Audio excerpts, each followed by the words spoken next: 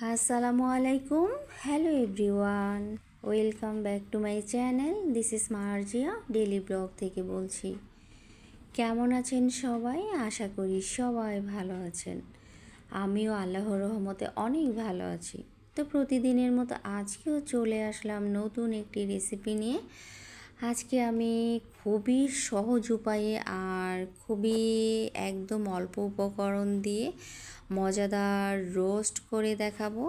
আসলে রোস্ট হচ্ছে গিয়ে সবসময় তো আমরা অনেক বড় বড়ই করে থাকি, কিন্তু আমি হচ্ছে গিয়ে একটু মাঝারি সাইজের করে নিলাম, কারণ এটা হচ্ছে খেতে অনেক সুবিধা হয়। তাছাড়া হচ্ছে যাদের ওইভাবে বড় বড় করে রান্না করতে সমস্যা বা বাচ্চা আছে যাদের, যারা বড় খেতে পারে না, তারা চাইলে এরকম মজাদার একটা রোস্ট করে খেতে পারেন, ছোট ছোট সাইজ করে। আর এটা খেতে কিন্তু দারুণ চমৎকার হয়েছিল। তো এরকম একটা সহজ উপায়ে রোস্ট করে দেখাবো ঘরোয়াভাবে, কারণ সব সময় তো ওইভাবে থাকে না, অনেক সময় ঘরোয়াভাবেও করে আমরা খেতে পারি। তাই ঝটপট তৈরি করে ফেললাম মজাদার রোস্ট। তো এই রোস্ট বানানোর জন্য তো আমাকে মুরগি লাগবে।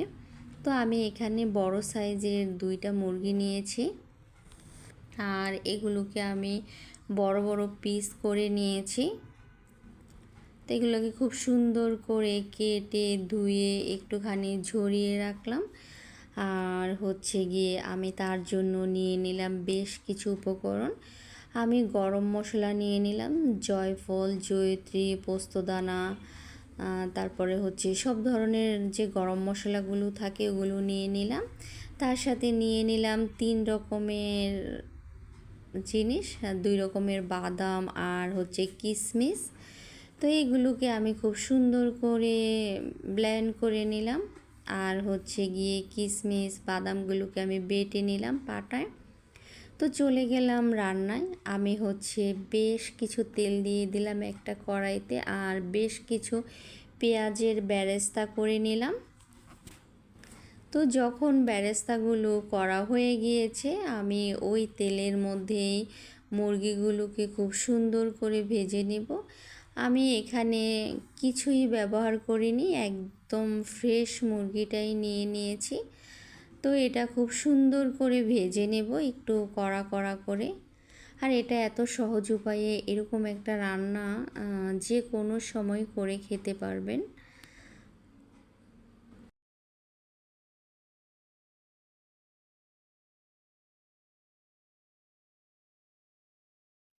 তো যখন খুব সুন্দর করে একদম কড়া কড়া করে ভাজা হয়ে গিয়েছে, তো আমি তো ওগুলো তুলে নিলাম, তারপরে পরবর্তী মুরগিগুলো দিয়ে দিলাম। তো এরকম করে আমি সবগুলো মুরগিকেই খুব সুন্দর করে ভেজে নিলাম, একদম কড়া কড়া করে। তো যখন ভাজা হয়ে গিয়েছে ওই অবস্থায় আমি তুলে নিলাম। তারপরে দিয়ে দিলাম কিছু কুচানো পেঁয়াজ। যখন পেঁয়াজগুলো একটু ভাজা ভাজা হয়ে যাবে, আমি এখানে তেজপাতা আর দারুচিনি দিয়ে দিলাম। যেহেতু এলাচ, লবঙ্গ, তারপরে গোলমরিচ এগুলো গরম মশলার সাথে আমি ফাঁকি করে নিয়েছি। তারপর যখন পেঁয়াজটা একদম ভাজা ভাজা হয়ে গিয়েছে, তারপর আমি এখানে দিয়ে দিলাম 3 চামচ পেঁয়াজ বাটা। আমি পেঁয়াজটাকে খুব মিহি করে বেটে নিয়েছি। তারপরে এটা সেই পেঁয়াজের সাথে আমি খুব ভালো করে ভেজে নেব যাতে কাঁচা গন্ধটা চলে যায়। তো এই অবস্থায় আমি সেই গরম মশলার ফাঁকিগুলো দিয়ে দিলাম যেটা আমি করে রেখেছিলাম, দিয়ে আমি আরেকটু সময় এটাকে ভেজে নিলাম।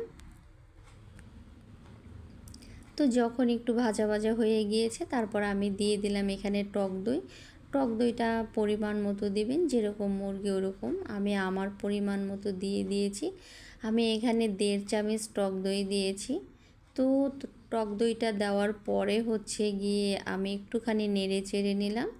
তারপরে দিয়ে দিলাম আমি এখানে 1 কাপের মতো দুধ। তো দুধটা দিয়ে আমি খুব সুন্দর করে এটাকে কষিয়ে নিলাম। আমি এখানে একটুও পানি ব্যবহার করিনি, সম্পূর্ণটাই দুধের উপরে রান্না করেছি। তো যখন একটুখানি মশলাটা কষানো হয়ে গিয়েছে ওই অবস্থায় আমি দিয়ে দিলাম আদা রসুন বাটা, জিরা বাটা আর হচ্ছে পরিমাণ মতো লবণ। তো ওগুলো দিয়ে আমি আরেকটু সময় কষিয়ে নেব।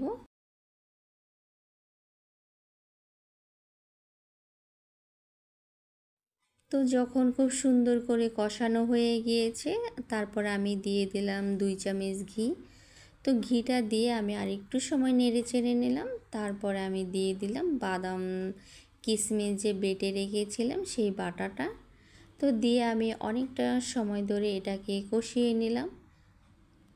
তো যখন কষানো হয়ে গিয়েছে তারপর আমি দিয়ে দিলাম বেশ কিছু কাঁচামরিচ। তো কাঁচামরিচটা দিয়ে আমি নেড়ে চেড়ে নিলাম।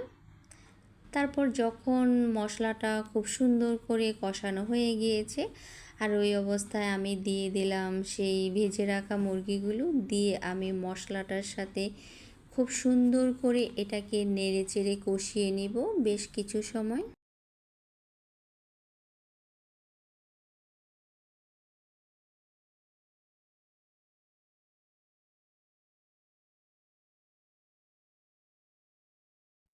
তো যখন মশলাটা কষানো হয়ে গিয়েছে ওই অবস্থায় আমি আরও 1 চামচ ঘি দিয়ে দিলাম। তো ঘিটা দেওয়ার পরে আমি এটাকে খুব সুন্দর করে নেড়ে চেড়ে নিলাম আর আমি বেশ সময় ধরে কষিয়ে নিলাম, কারণ চিকেনটা এত পরিমাণ মজা হয়েছিল। আর এইভাবে রান্না করে একবার খাবেন, এত পরিমাণ এটা খেতে ভালো লাগে। সাদা পোলাওয়ের সাথে, ভাতের সাথে তো চমৎকার, সব কিছুর সাথে এটা খেতে পারবেন, ভুনা খিচুড়ির সাথে। তো যখন কষানো হয়ে গিয়েছে তারপর আমি দিয়ে দিলাম এখানে আবারও 1.5 কাপ দুধ সিদ্ধ হওয়ার জন্যে। তো দুধটা দেওয়ার পরে আমি খুব সুন্দর করে এটাকে নেড়ে চেড়ে নিলাম। তারপর একটা ঢাকনা দিয়ে ঢেকে দিলাম বেশ কিছু সময়ের জন্যে। বেশ কিছুক্ষণ পর ঢাকনা খুলে দেখলাম বলক চলে আসছে। তারপরে আমি আরও 1 চামচ ঘি দিয়ে দিলাম। তারপর আমি যে ভেজে রেখেছিলাম পেঁয়াজের বেরেস্তা সেগুলো দিয়ে দিলাম আর দিয়ে দিলাম 1 চামচ চিনি। তো এগুলো দিয়ে আমি খুব সুন্দর করে এটাকে আবার একটুখানি নেড়ে চেড়ে দিলাম।